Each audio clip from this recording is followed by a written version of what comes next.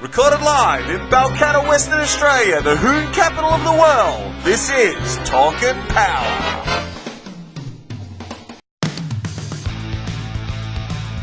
Gap is what happens when you hold to the floor and crush the man next to you. There's space in between your back bumper and your front bumper. We in the South we refer to it as the gap band. Well, I think Formula One is for grown-ups.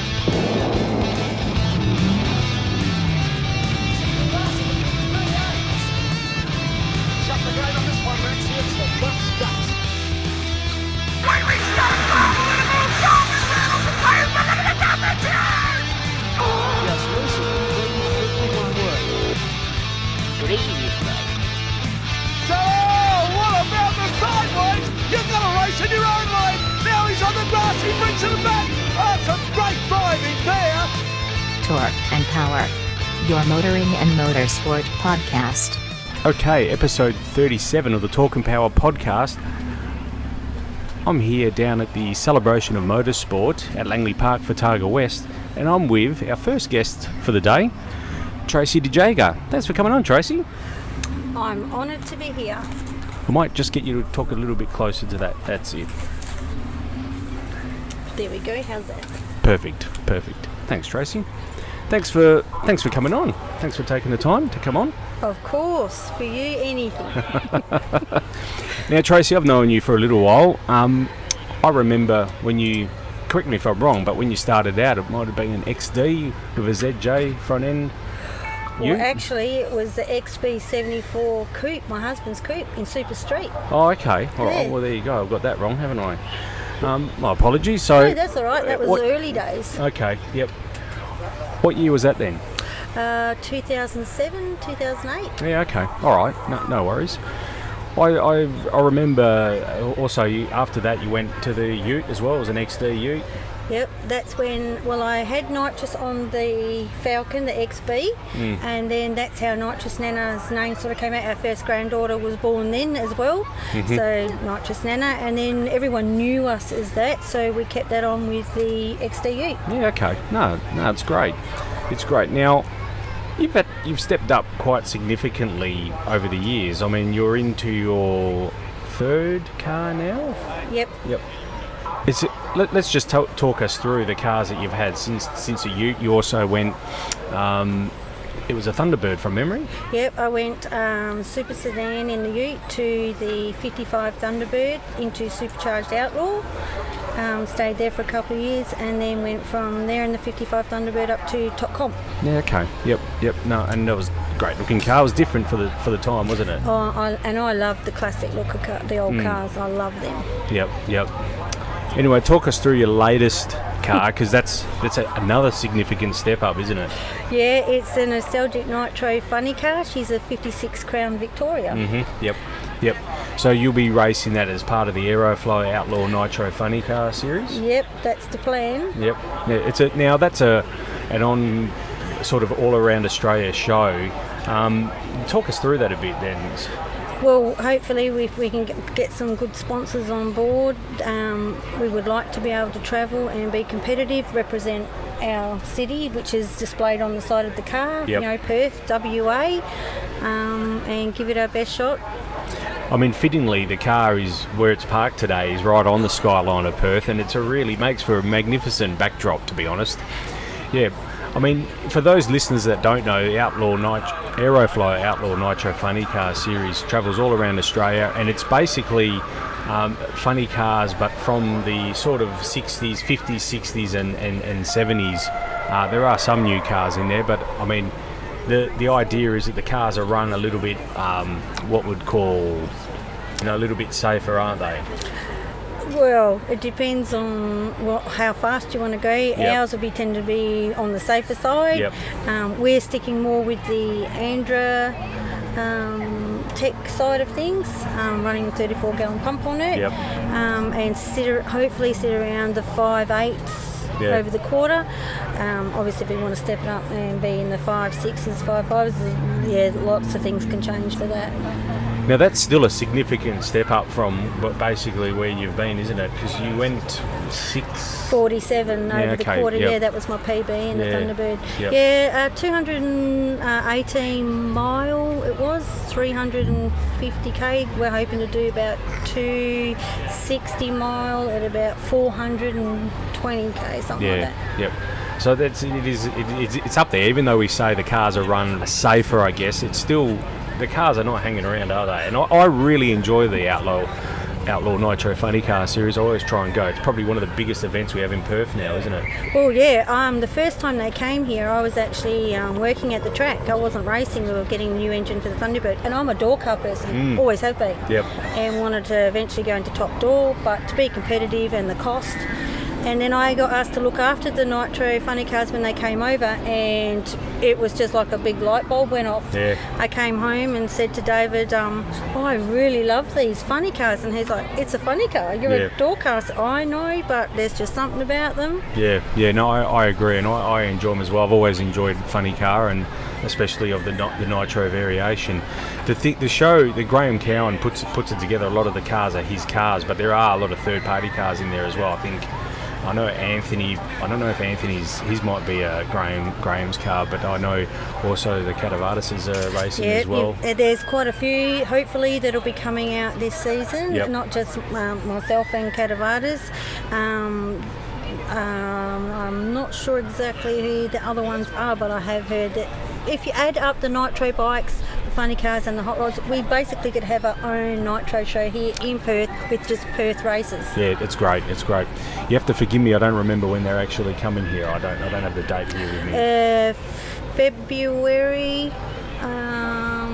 I think it was the first weekend in Feb. Yeah, okay. I just had a quick look at the calendar myself. Yep, my apologies, but anyway, we'll have that up on our Facebook page and let you know. I should be more prepared than that, but anyway.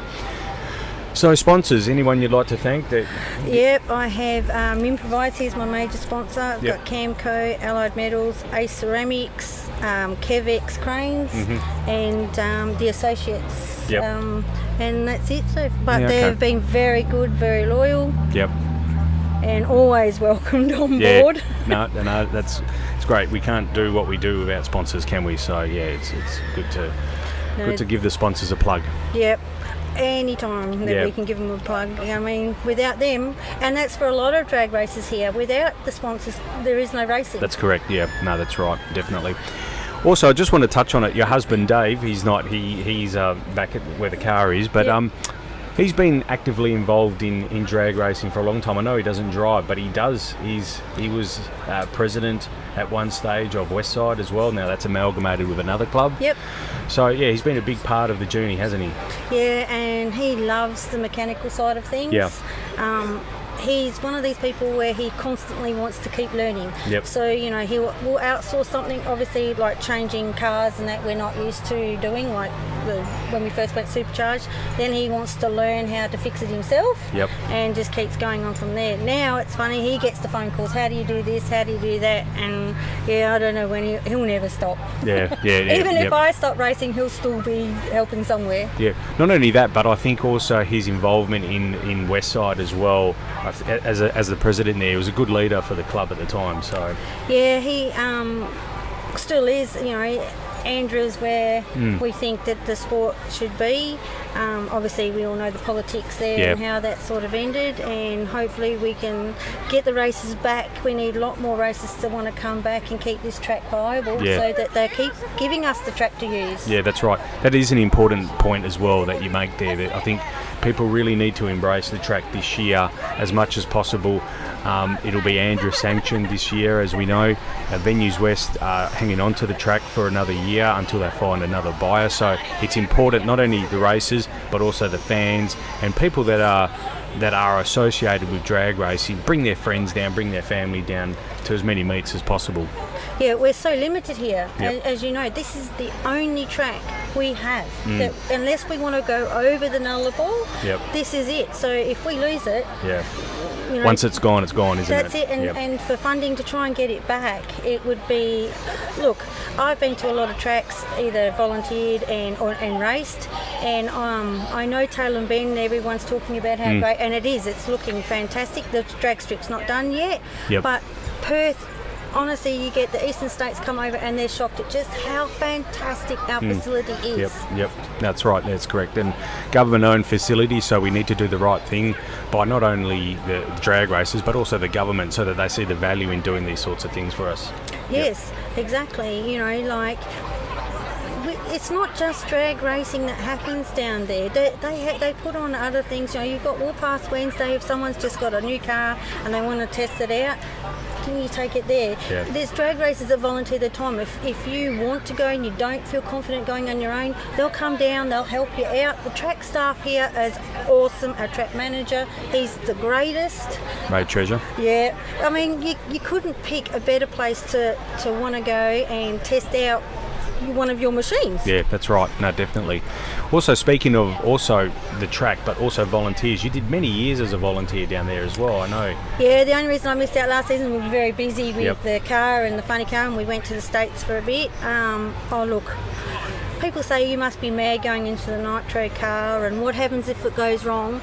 I've worked at the track. I've Yeah. seen how this track staff Yeah. are. I've seen how the emergency people... If I thought for a second Yeah. that they were not good at their job, I wouldn't be getting in one of these Yeah. things and wanting to take it down the track. They are awesome. Yeah. And I think that's one thing that the track can hang its hat on, is that safety is second to none. So, Yeah, for sure. Yep. All right, Tracey. Well, thanks for your time for coming on. I really appreciate it. Thanks for having me. No worries. Car's just about ready then? Yeah, test and tune October, that's the debut, and I get my butt in that seat and pray a lot. I get the impression that Dave actually wanted to start it up today. Is that correct? He would like to, but we can't. Okay, So, yep. no, he would like to, but around here with kiddies and all that. There's a few fair enough. people. Yeah, that's just the hoon in him, I think. Yeah, fair enough. He actually made an interesting comment when we were talking before, that it was parked right on Riverside, right next to Riverside Drive, and that would make also another great track, we think. Oh, Yeah, wouldn't that be? it? A VIP treatment all the way for the spectators and the drag racers. That's right, yeah, no, definitely.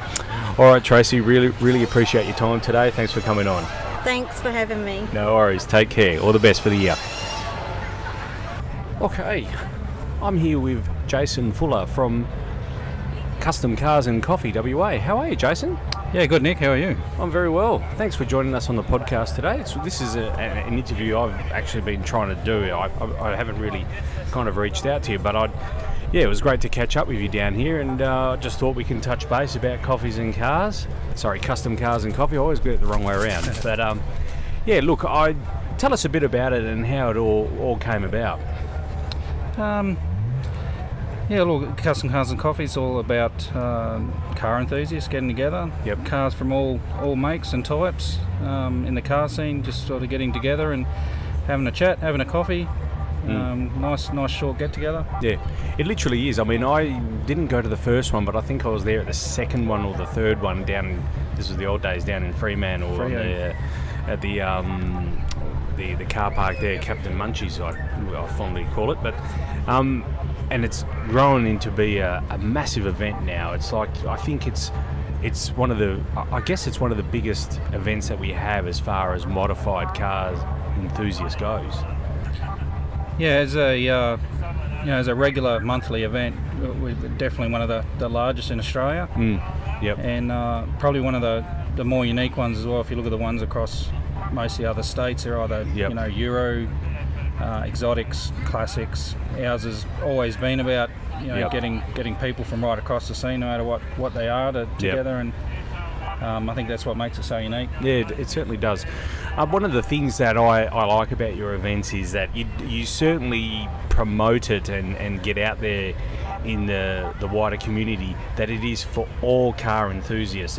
You don't need to be a Ford guy or a GM guy or Holden or Chev, or it's anything and everything. And literally, I mean, I've seen some of my favourite Di Tommaso cars there as well, and it's just, you just don't see that these days, where there's such a wide range of cars. Yeah, we've always tried to make it, very welcoming for everyone, very family orientated as well, and Yep.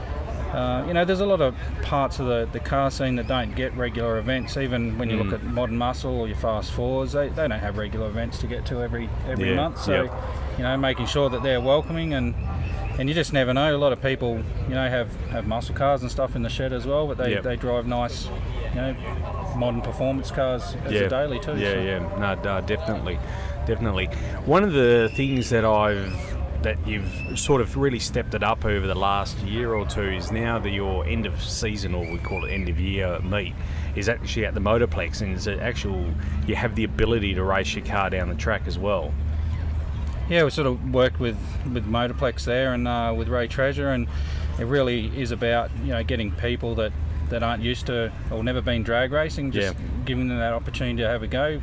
They might feel a bit intimidated to go on a whoop-ass Wednesday, but our last event, I think we had about 160 races, and over 60% of them had never tried drag racing, which was what the whole event was. Plus being able to take your mum, dad, your brother, your sister for a ride as well. So yeah, that's the important thing I forgot to mention. It was very easy for you to take along also a passenger in the car as well. Yeah, they went through the same scrutineering as a whoop-ass Wednesday, so they still, oil leaks, handbrakes, all the normal stuff that they have on a Wednesday night, and helmets had to be, of the approved type, seat belts, all, so it wasn't sort of free fall. There's still the same scrutineering as normal. So we made it quite affordable as well. Yeah, no, it certainly is. That was the other thing. It's very affordable for someone to come down, even like myself, with just their ordinary. Well, I probably wouldn't bring my everyday car, but even my old Falcon, I could have raced that as well. So it was really welcoming, and it's really good to see. And there's some pretty. I mean, even though it's open to everyone, it can get quite competitive as well. You see some pretty quick cars down there, and there's even some seasoned racers. I won't mention any names, but they're probably listening, that took their cars down as well. Yeah, we had a few sneak in there. So I'm not going to mention any names, but I know this said person is actually listening. So no, it's really good to see. How did the concept came about from the US? Is that correct? Yeah, so Cars and Coffee, it's all over the world, and what's this, 6th or 7th year now. So so back then we really didn't have anything of its type really in Australia. And when I did have a look, there was one around the Gold Coast, I think, but it was a yearly event, so no monthly events. And I got the concept of one of the Foxtel shows with Wayne Creaney chasing classic cars. He used to always take his barn finds down to Irvine Cars and Coffee, and I thought, what a great idea. And we just the concept started from there. Yeah. No, it is. It's a good concept, and like I said, very welcoming. It's a very family orientated. I think I've taken my kids to all of them. I don't remember going on my own. And even one occasion, I took a friend of mine, and his kids came along as well, because the old Falcon fit 6 in there. So it really is welcoming and open to families. So where can they find details on Coffees and Cars? We have our website, so customcarsandcoffee.com.au, Facebook, Instagram, so the usual social media platforms. Yep. Tell us a bit about your own rides, because I know you've got a number of cars as well. Can you talk us through a couple of your cars? At the moment, I've got a 62 Cadillac Coupe de Ville that I've had for quite a few years, and unfortunately that's in 1,000 pieces. So just painting and airbagging that car, so hopefully we'll get that back out in the next couple of years. And also got a 1977 SLR 5000 Tirana. So. All right. Trans Am don't have that one anymore? No, it's just recently sold that one. Okay, all right. That one went off to Melbourne. So that was a beautiful car as well. For those of like myself who like the Smokey and the Bandit movies, it was a beautiful car, that one. Yep. So when's the next Custom Cars and Coffee? When's that coming up? So end of this month, I think it's the 26th. Yep. Yeah. Okay. Righto. No worries. Back at the Motorplex. Yep. And you're still working on the end of year meet as well? Yeah, I think it's scheduled for around the 23rd of December, which I feel is going to be a good time. Yep. Sort of everyone should be on holidays then. We might even have some Eastern Staters over to come and enjoy what we do. So no, that'd be good. Just in the planning stage of that with Motorplex and Ray. So yeah, no, excellent, Jason. Well, look, Jason, thanks for your time, for coming down today and giving us a bit of an interview here. We'll need to do, I mean, I keep saying it, but yeah, we need to probably try and do a couple of podcasts from the next event, so we'll endeavour to get down there. No, that'd be awesome. All right, thanks, Jason. All right, thanks, Nick. No worries. Okay, I'm with Rob from Ignition Garage. Welcome to the podcast, Rob. Thanks for joining us. Thanks for having me along. Like you, I guess we're all in a new sort of space, aren't we? So just tell us a bit about Ignition Garage and what kind of services you guys offer. Sure. Well, we started off and launched our webpage and Facebook and all that sort of thing on the 1st of June. We're basically a large central car community for anything and everything related to motorsport. So whether it be 4 wheels, 2 wheels or no wheels is kind of our motto. So, you know, everything from boats to go-karts to motocross bikes, motorsport racing at circuits, whether it be hill climbs, rally, whatever the case may be, we're getting coverage for all of those different facets of motorsport. Yep. No, I know we were talking before, and I think it's probably a space that, you know, for people like you and myself, it's sort of new and breaking in WA. So it's interesting. We're all kind of new to this, I guess, and like yourselves, we've only been around for a little while as well. So what are the kind of, like, some of the categories you were talking about? You're quite extensive in your categories that you have on your page, isn't it? Yeah, definitely. Well, we're sort of split up into, I guess, 3 main parts. So we've got a live schedule, a live event calendar, which covers everything that we have that comes through from whether it be car clubs, motorsport community guys, the actual racetracks. We've got a really wide, extensive calendar, which has pretty much as many events as we can show that are on in Perth and the surrounds. Sure. And that covers all the different sides. So we've got it split up into boats, into motocross and motorbikes and cars and that sort of racing as well. And then the second side of it is what we call services. So everything from things like mechanical workshops, tuners, boat builders, motorbike service places, literally you name it, if they supply or service, the motorsport or the motoring industry somehow, they're listed in there, and we're getting listings by the day. Since launching, we had a fair few we started with, and we've now added probably another 60 or 80 odd listings to that from people coming to us and going, hey, we want to be on the list as well, we want to get some exposure. And then the third facet is the community. So all the car clubs, all the motorbike clubs, everything we've found. There's even from boat racing, motorbikes, go-karts. There's so many different clubs just within that group. We were overwhelmed with how many listings we were putting up for all these different clubs. So that's sort of the 3 sides to it. And we like to cross promote. People like yourself, talking about motorsport and getting the word out there. That's in nice central place to find everything instead of hunting around. No, definitely. So tell us a bit about your background and the guys that are in it with you. You obviously come from a motorsport background as well. Yeah, that's right. Well, look, I've been around motorsport for sort of 15 to 20 years. Was racing, doing a lot of hill climb events and circuit sprints, tarmac rallying stuff and that sort of thing. And from that, I've always been around cars, always enjoyed it. Ran a performance workshop a fair few years back, and got my hands dirty in the process and worked on that. So that's where I've come from. Craig and Kelly, who are the other part of the trio that run Ignition. Kelly does all of our media. She is literally the go-to for everything that we do. She's amazing. Has a great run with helping everybody out and getting all the listings up and making sure that everything runs as it should from a media point of view. And then Craig races in his black GC8 Rex in the street cars series at Barbagallo, and coming into next year we're looking at doing some very different things within Ignition to sort of promote how easy it is to get into other forms of motorsport and that sort of thing as well. Definitely. And it's important, isn't it? I mean, you guys have come from the services that you're promoting, you've come from that background, so you know what's involved in doing exactly the businesses that you're promoting. Yeah, that's right. And look, the thing we noticed is there just wasn't one central place to find everything. You know? Even for us, when we first started out and we launched in June, we put up all the events and everything that we had. The first long weekend we had, there was 24 events on in Perth. Yeah. I mean, I didn't even know there'd be 2. Yeah. So right. when you look at that and you go, look, I'm in motorsport, I'm around motorsport, and I still didn't know all this stuff was on.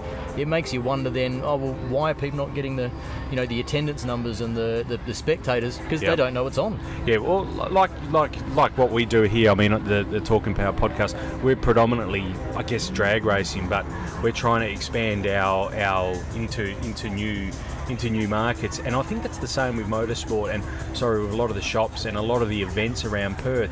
If you sort of box yourself into rallying or tarmac rate, you kind of, that's where you see, but there's a lot of other events that are happening around and that need the exposure. So what you're doing is really great. I think I'll take my hat off to you. Thanks very much. No, look, it's as I say, it's growing every day. We're finding more and more listings, and we're finding there's companies out there that we didn't know existed. There's services and clubs and everything else out there. And realistically, if you want to get on the list, all you got to do is go to the website. Yep. Click on join the list or put your actual listing up, and we'll put you on there. Free listings till the end of 2018, so you can get all the exposure you want. Speaking to a few people around here at the show, and we're going to look at doing a few blogs and some exposés on guys building particular cars or bikes, or even the guys doing the Avon descent. There's some awesome stuff going on around Perth. Definitely, yeah, there certainly is. So Rob, tell us, where can we find Ignition Garage? Okay, easiest way is on the website www.ignitiongarage.com.au, or you can find us on Facebook, Instagram, just looking up Ignition Garage, you'll find us pretty damn easy on there. We've got a great following and growing every day. Yep. So there's no exotic way of spelling ignition, it's just the standard ignition? No, it's all standard. We thought about making it something funny, but we thought, we'll keep it simple, people can find it. Yeah, no, that's right. Rob, really appreciate your time coming on the podcast today. Thanks for coming on. Is there, before we finish, anyone you need to thank or any sponsors that you have on Ignition Garage that you... Well, look, for us, the biggest thing for us is just the support from all the different clubs, all the different businesses, that sort of thing, that are coming on board and working with us to grow what Ignition Garage is and making it a bigger community. So everyone who's got a listing, who wants a listing, who's following us along on social media and all that sort of thing, keep doing it. We're loving it. Yep, no worries. All right, Rob, thanks for your time. Thanks for coming on. Thanks very much. Take care. Cheers. All right, I'm here with Kyle Putland from drag racing fame. He's off doing a new venture. How are you, Cole? How you been? Yeah, good, mate. Thanks. Yourself? Yeah, not too bad. Thanks for joining us on the podcast today. It's good to see there's actually been well supported, the celebration of motorsport, by drag racers, to be honest. Yeah, no, it's good. We've got Tracey with her Nitro Nitro funny car, and we've got the quarter mile drag racing experience 3-seaters here as well. So Yeah. So look, before we get into that, let's just have a quick chat about your history in jag racing. You've been around a little while now, Cole, so tell us a bit about, just asked you before, you still got the altered? Yeah, still got the yellow altered. Yep. Record holder, that one? Yep, still running that. Got the automatic in it now. Which is, you going auto? Yeah, it's been a little bit fun for the last season, but I think we're getting right on top of that. Yep. Yeah, but I've been drag racing for 9 years. So. 9 years, yeah, okay. I thought it was something like that. I remember you coming in the scene. You came in the scene pretty hot. I think you started out in modified. Yeah, started in modified. Yep. Had that red altered. Yep. That went 740s. Yep. And then stepped up into comp eliminator quite easily. Yeah. Well, yeah. Like with some good help from our friends in the US and stuff like that. Yeah. Went A altered, went 658. So yeah. Now that for the majority of our listeners, I think they would understand that's pretty stout. But for those that don't, it's awfully quick for a naturally aspirated altered, isn't it? Yeah, right. 6.5 seconds down the quarter mile at 300 and I don't even know what it is in kilometres now. 205 mile an hour. Yeah. Just with carburetors. Mm-hmm. Yep. On unleaded. Yeah. No, that's right.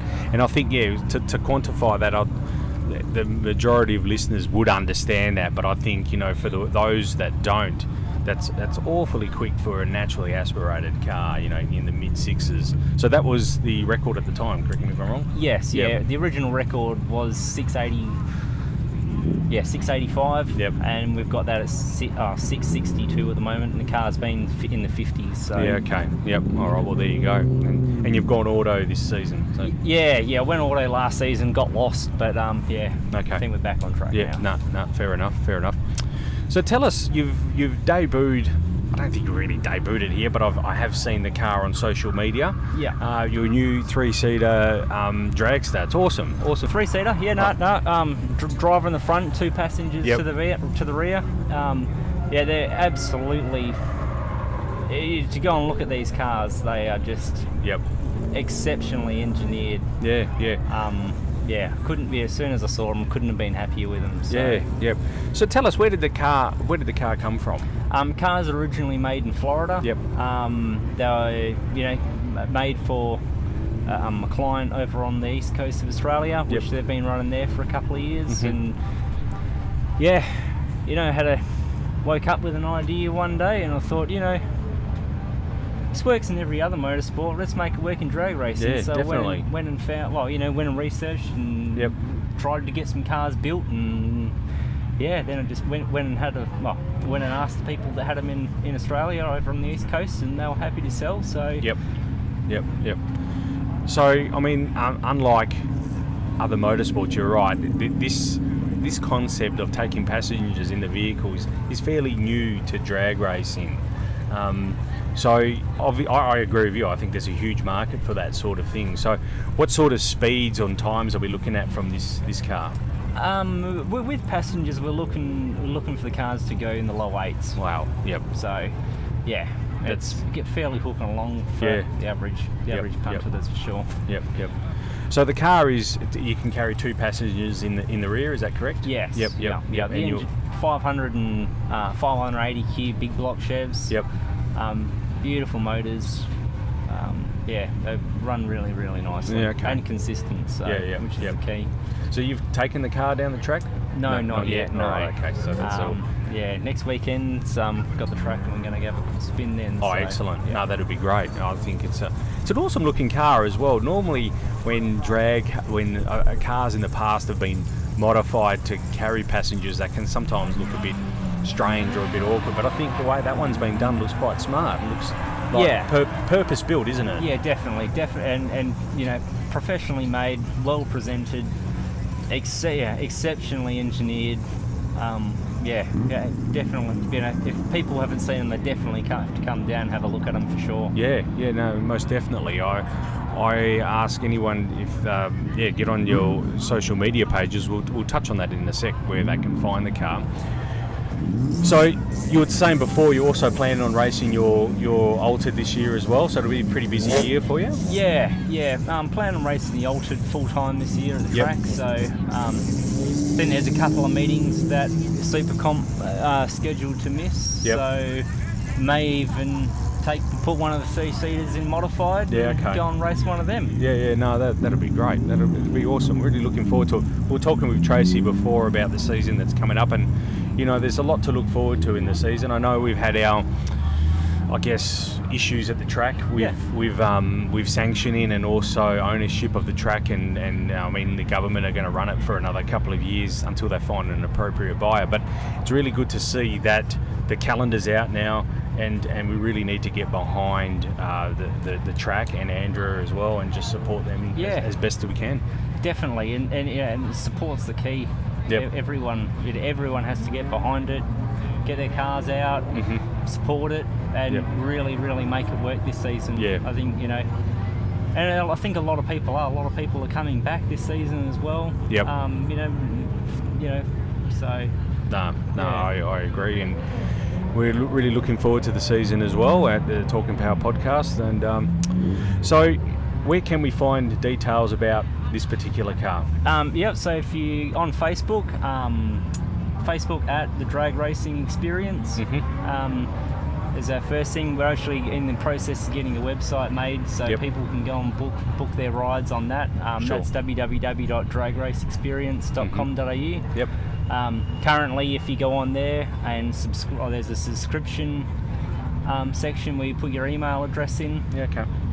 We're building a database where, as soon as details come to hand, they'll all be posted out to subscribers. So no, that's great. We'll also share it on our Facebook page as well. So those that missed it here, go to our Facebook page. You'll be able to see it there. We'll share all the details there. Is there a different page for the Altered? Just my personal page. Oh, okay. Righto. No, that's so. all right. No dramas. Any sponsors you want to thank, or? Hydraulic Technical Solutions. Yep. Probably the biggest sponsor behind it all. And the Putland team at Professional Sterling Clark. Okay. Yeah. Right. Very handy. Yeah. Look, I mean, without sponsors, we can't do what we can do. Yeah. So it's key. It's key to drag racing and any motorsport, really, isn't it? Definitely. Yeah. Crew members you need to thank, or anyone? All my crew. Yep. There's actually so many people that actually help us. To make it all possible. But especially Dad, Dean. Thank you. Yep. Now, running 650s in an Altered naturally aspirated wouldn't be easy, especially when you're changing. I might get in trouble if I don't mention my partner Kira as well. No worries. All right, Kyle. Well, look, thanks for your time. Thanks for coming on. Really enjoyed it. Yeah, no, thank you very much. And just also like to add that these dragsters, there's only 6 of them in the world. 2 in Perth. There's only 2, another 2 in Vegas, another 2 in Dubai. So people, if they really want to experience something unique, please get in contact with us and we'll make it happen. So you have both cars in your possession? Yeah, no, both cars here. Come over as a package. Yep. So it's really And you'll be running both cars then? Yeah, both cars. And you're driving as well? You'll be driving, or someone else will be driving the other car, or I've got a driver for the other car. Yep. And myself driving one car as well. Okay. Yeah.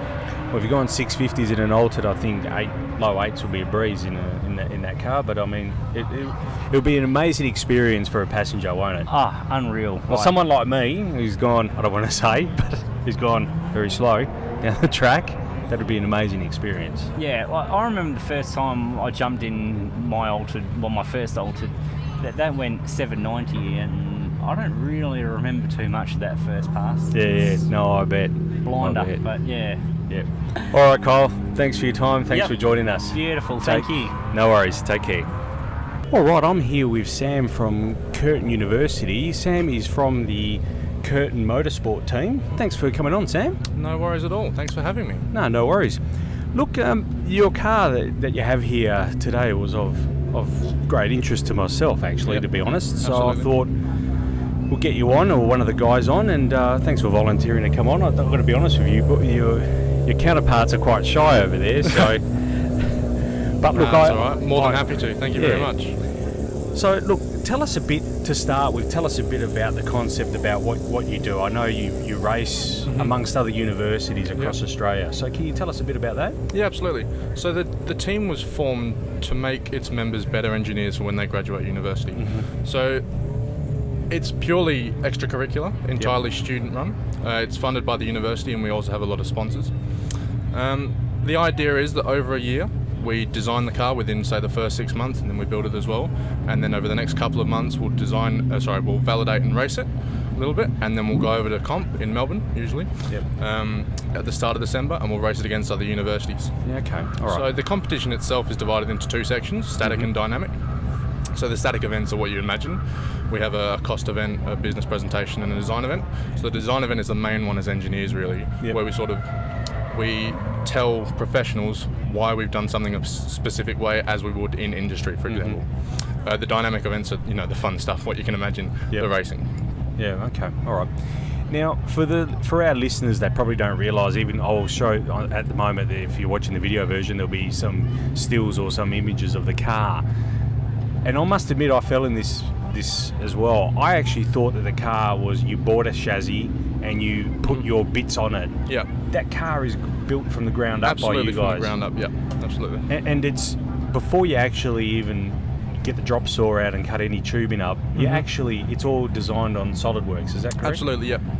Well, it's amazing. So you come up with, as you said, the design, and then you start building it. It's actually an amazing car to see. So the aero as well is done by you guys? It is, absolutely. That's all in-house. So we get the foam inserts machined up, and then we lay up over the top of them. Yep. So the car is built ground up by you guys. Now, the other amazing thing is, so you have to build the car within a certain envelope. Part of that envelope, correct me if I'm wrong, is the engine, and it's a 20mm throttle body? Yeah, exactly. So the class that we race in has a maximum CC of 700 engine size, that is. And then you'll be able to see, actually, if you get some photos of it, just behind the pod filter, there's a 20mm restriction diameter, and that's the main restriction for the competition. So the engine makes roughly, let's say, 120, 130 horsepower stock from a bike. We don't touch any of the internals. We just change the intake exhaust, and then we get a custom tune. And that one, for example, over there, CMT 16, makes roughly 76 horsepower. Yeah, okay. All right. So that's a Honda motor, that one? It is, Yep. Okay, all right. CBR 600. Yeah, okay. No, it's an amazing car to look at. Thank you very much. And the build is amazing, the quality of the build. So what's the next step for you guys now? You've built the car and it's off. When is comp? Comp this year is about the 6th and 9th of December. So we won't race that car. We're actually currently building our CMT 18. So each year we build a car. Excuse me. So we'll ship it over about a month before competition. It arrives over there. We do a couple of setups, a couple of tracks, make sure everything's good and dandy. And then we'll race the competition. Yeah, okay. Yep. Is there testing facilities at Curtin for you to do? We're very grateful to use the car parks at Curtin for our initial testing. And then we want to get more high speed stuff like aero validation, for example. We can go down to Collie Raceway down south or Barbagallo up north. Okay, righto. The other thing I noticed about that car is there's a hell of a lot of adjustment especially in the rear end as well, and the front end. So I guess you're also not just fabricating the car, but you're also learning techniques to get the car faster around the track. Yeah, absolutely. Yeah, there's a lot of race engineering involved. In fact, there's a whole technical section of the team is race engineering. So before every track day, we'll do a vehicle dynamic setup, put it on scales, get all the camber and toe correct, so it's perfect for our drivers. Yeah, okay. All right, okay. So it's extracurricular, you were saying before, so Absolutely. It's not part of any sort of studies. It's just extra. Yeah, okay. All right. One of the guys was saying that they can sometimes, each student can put in 30 hours a week. Yeah, at least. Okay. It depends from team member to team member. But some people put in at least twice the amount of workload that they do for uni each week into CMT, which just shows you how dedicated some people are to the team, which is fantastic to see. Yeah, no, I mean, it's I can see a lot of work's gone into the car. It's all right. No, that's so... people along the way, how can they help out and fund the project, or is where do you get your funding from? So they can contact our email, which is motorsport@curtin.com.edu. .com.edu. Or they can ring a workshop, and one of our members will hand them over to the sponsorship. And they can go from there. So any sponsors you have at the moment? So you'll be able to see on the car, we've got all our sponsors listed up there, specifically on our M plates, on the back of the shirts as well. And then we go over to Melbourne and we represent our sponsors as part of one of the biggest helpers along the way for the car. As well as Curtin University, that does the majority of the funding as our platinum sponsor. Wow, excellent. No, that's good. And I know you probably don't want to talk about the competition, but I know Edith Cowan do a similar thing as well. They do. So they've just joined forces with UWA and then our Formula Collective. They're actually currently over in Europe racing in that competition over there. And I believe they're going to come back over and race at the end of the year in Auscom. Look, it's a great incentive for those that are motorsport or motoring orientated, if they're working their way through university on another course to do something like this. I think it's magnificent, and I'm really surprised that a car like that is being built from the ground up. Oh, thank you very much. It means a lot. I think it's a credit to you and your team as well. I know there's a number of guys over there today actually talking through the car with a number of people you've had. Absolutely. Yeah, we love that part of the team. Getting to know people, meeting future engineers or future students for Curtin, talking about the team, how they can get involved, and it's really great. Yeah, that's one of the things that struck me was that there's been a crowd over at that car pretty much all day. Yeah, absolutely. It's something. It's very different from the usual crowd, isn't it? Definitely. So just touching on that, it's the car itself. When you go and build a car like that, then what do you have in mind? I mean, the envelope that they give you must be restrictive, or no? You're oh yeah, allowed? no, absolutely. There's probably about a 5-inch rule book that we have to abide by, and that goes down from the design of the chassis, for example, to how wide the wheelbase can be, the intake, for example, the exhaust. There's a lot of scrutineering to go through before you're actually able to compete in comp as you would in any sort of racing situation. Yeah, okay, all right. No. So you and your team have endeavours, obviously, to be in motorsport after. Absolutely. Yeah. One of our alumni, Nikki, she's recently just got a job with Nissan for V8 supercars. Oh, excellent. So she's just moved over to Melbourne just a week ago. Yeah, okay. So some members of the team on the team to further their engineering knowledge. Yep. And some members of the team are hoping to go, all the way up to F1 would be the dream for some of us. Absolutely. Yeah, no, definitely. Now it's good to see young guys and girls from Curtin Uni, and I mean Curtin Uni speaks for itself. So it's good to see that, and we look forward to seeing you guys around in hopefully Formula One, maybe crewing with Daniel Ricciardo. That'd be really nice. Yeah, absolutely. That's the dream for some of us. Yeah, definitely. Look, Sam, thanks for coming on the podcast today. We really appreciate your time. Thank you very much for having me. No worries. I think we said it before. Is there a website we can look at this car? There is. Yep. If you just type in Curtin Motorsport, it should be the first one that pops up. No worries. Easy as. All right. Thanks, Sam. Thanks for coming on. Thank you very much. Care. You too.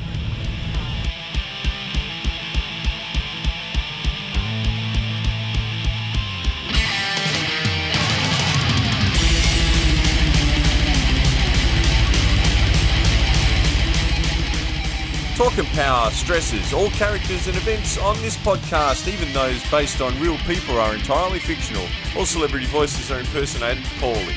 We do not encourage street racing or the use of turbochargers.